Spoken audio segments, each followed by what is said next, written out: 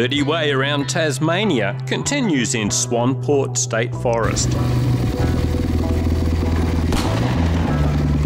And we are staying in some suitably rustic cabins. Our ride leader looks like a comic-style Roman centurion, and he'll be leading us through this military training area. Plenty of warning shots as we enter, which is the Army's way of saying, stick to the track or else. If you like to rock, then you'll like Swanport. I've come to like rock riding the past few years, and it takes a lot of mental and physical focus, or you wind up on your arse pretty quick. Damn, some of those warning shots are getting a bit close. Go, 1 foot down.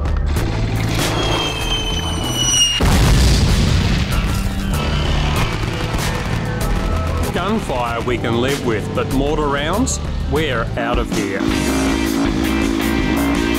I'm on the Yamaha YZ250FX again today. I'm really starting to like that growl when you hit the throttle.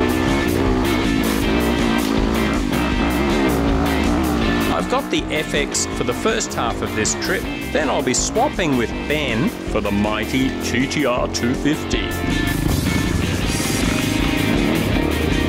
I just hope the FX can prepare me to handle the power and awesomeness of the TTR.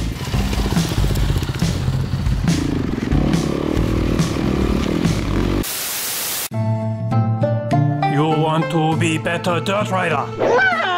Try our dirt ninja training.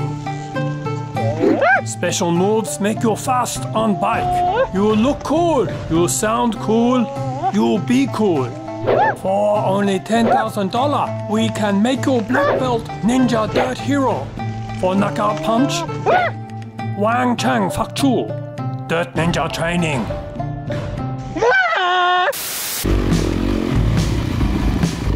Along the top of these ranges, the tracks wind their way across big rock slabs, and the ride leader challenges us to do this whole section without putting a foot down. So it's slow, balanced riding the whole way. Wrong way.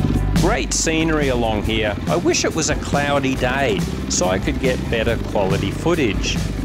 Professional photographers say the Australian sun is too harsh and few cameras can deal with the strong contrast. I try to compensate for this in the video editing, but these little action cams never cope well with strong Aussie sunlight and lots of tree shadows. Regular viewers will remember that tall freak Dallas from the Canadian vids. Ray is the same height, and he always makes the WR450F look more like a peewee.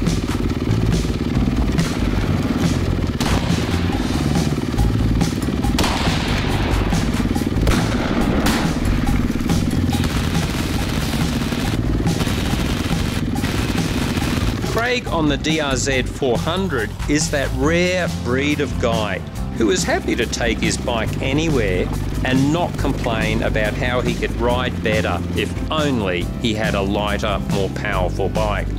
Mind you, it's hard work, so every time we come across a creek, Craig jumps in to cool off, riding gear and all.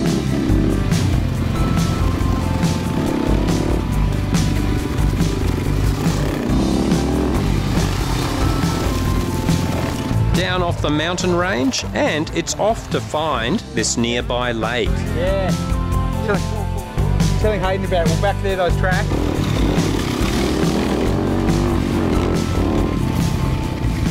Damn, this YZ250FX is fun. A surprising amount of grunt for a small 4-stroke, but man, it rips when you open it up.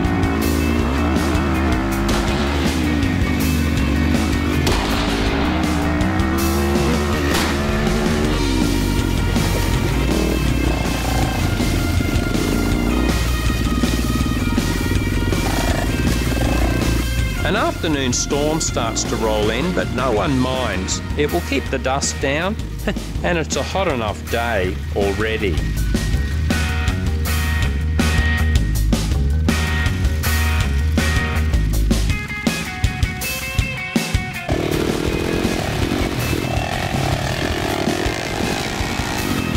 Let's catch that DRZ. I've heard so many experienced riders say that many of us will be faster on a less powerful bike, and I can see why. The 250 is not intimidating at all, but when you really want to go, there's around 40 horsepower at the rear wheel. More than enough to get into trouble, if that's your thing. Look at Craigie go. Not sure if I'd be keen on punting a DRZ through here at speed. Everyone is feeling quite beaten up by the rocks and decide to cruise back on easy dirt roads. Ben and I, foolishly, opt for more punishment. I'm not sure if I'd want to be pounding the TTR through here so fast. I rode it briefly last year, and I'm actually looking forward to riding it when we swap bikes for the second half of this trip. A few years back, I met a guy with a TTR, and he said, "All I need is 20 horsepower. Anything else is just wheel spin."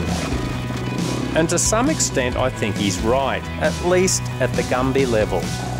Sure, we might be able to use 50 horsepower in a high-speed drag race on flat dirt roads, but dirt riding is typically short, bouncy straights between hundreds of corners. So, with some basic suspension mods, it's no surprise the TTR can do quite well in most situations. We'll show Ben pushing the TTR hard in a coming supporters only video, and he'll talk about the mods he's made to the bike too.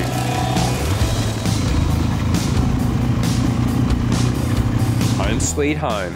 Stick around, tomorrow we head north and ride Scottsdale, another well-known Tassie dirt riding spot.